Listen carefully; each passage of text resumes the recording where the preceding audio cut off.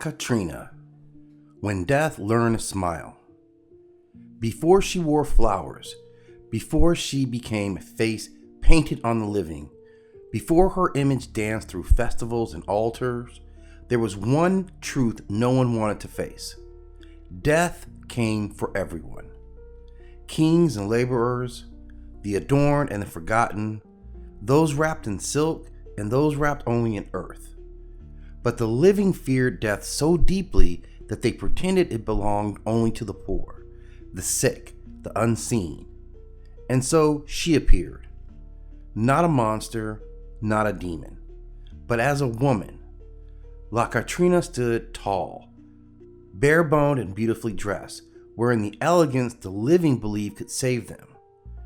Her skull smiled beneath the fine hats and flowers, because no amount of gold could buy exception. She did not speak at first. She did not need to. Her presence alone was a lesson. She walked among the living during the days of remembrance, when the veil thinned and the dead were invited home. Children laughed at her image. Families placed candles and bread before her likeness. Music followed in her steps.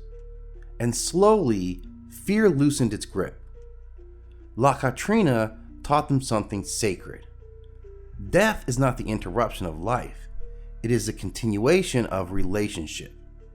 She carries no scythe. She demands no worship. She asks only to be remembered. Her flowers bloom in cemeteries because memory feeds the dead. Her painted eyes gaze gently because love does not end with breath.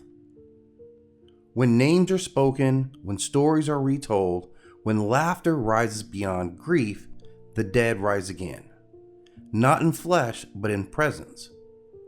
La Catrina stands at the center of this exchange, not as a ruler, but as a hostess. She welcomes the ancestors. She reminds the living to eat, to drink, to dance, to live fully while breath still remains. Her smile is not mockery. It is mercy. She tells the living, do not hide from death. Do not rush past it in silence. Sit with it, decorate it, speak it. Because when death is acknowledged, life becomes richer. And when the final breath comes, La Catrina will not arrive as a stranger. She will already be known, already honored, already smiling.